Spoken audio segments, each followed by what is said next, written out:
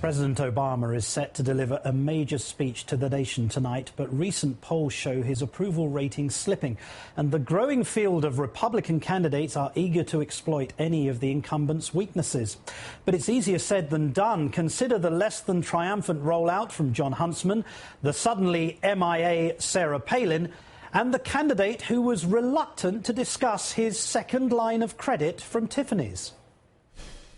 I just wanted to be able to ask you about the reports about a second line of credit at Tiffany's. No, I'm not. Let's talk to RC. But the impact on the campaign, how do you convince the American voters in light of that? Michelle Cottle writes for the Daily Beast and Newsweek, and she joins us live from Washington. Michelle, we know Callista, his wife, must have been doing great with the jewellery, but how's Newt doing? You know, I don't know about you, but I'm checking my BlackBerry every few minutes to see if, she has left him for another campaign, because she's pretty much the only one left. He's lost his finance team. He's lost his senior staff. This is a man who's basically running for president with his wife and his jeweler.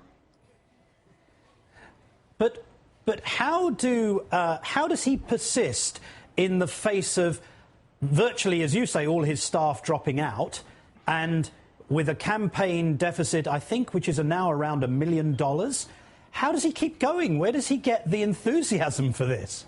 Well, this is a guy who has been able to kind of create his own reality in some situations. He does not suffer from a lot of self-doubt.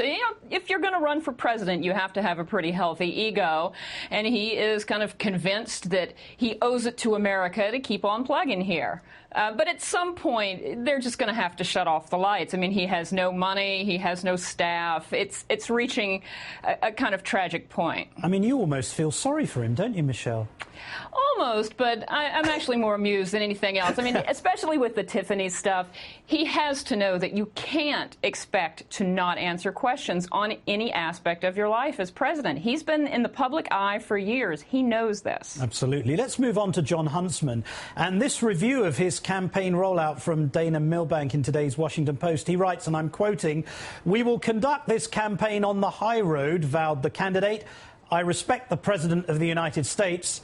I wish Mr. Huntsman luck in this noble pursuit, but the high road almost always leads to," quotes, "political oblivion." Is Dana Milbank right? Do nice guys normally finish last? Now, look, Martin, there are literally tens of millions of Americans who are really just thirsting for a high-minded, high-road campaign. Unfortunately for Huntsman, none of them are going to vote in this Republican primary. I mean, it's just not the tone this time around. Absolutely. And about 60% of Republican primary voters don't even know who he is. Exactly. His name recognition is nowhere. I mean, in Iowa, no one knows who he is, and it's understandable that he's not even going to try to compete there. But he's got a name recognition problem in pretty much every state. So he's got to distinguish himself, and being the nice guy is not really the best way to do that. OK, so you're saying Newt's probably going to fall out fairly soon. Huntsman, no chance. Sarah Palin has reportedly brought her bus tour to a screeching halt. Further signs, I guess, that she's not going to run in 2012. Or a sign that she got bored and wanted to take a break and go home for a little while. I mean, at some point, her unpredictability is just capriciousness. She doesn't like the boring parts of the campaign. You know, she's got her documentary rolling out in Iowa soon. Maybe she'll decide to jump back in then and, go to South Carolina. With her, I think the one thing you can count on is that she can't be counted on. OK, so no to Newt. No to Huntsman, no to Sarah Palin. Who's left? Come on, Michelle, you've got to give me somebody. There's 35, 40 dozen more Republicans just kind of waiting to jump in there. I mean, you've got Romney, you've got Pawlenty. People are still talking about whether Rick Perry's going to jump in, and there's talk that, some Sarah Palin supporters are upset because there's been rumors that she might support him. There is, of course, Michelle Bachmann. There are plenty of contenders who are still out there looking to take their shot at Obama. Absolutely. Michelle Cottle, as ever, thank you so much for joining us. Thanks, Martin.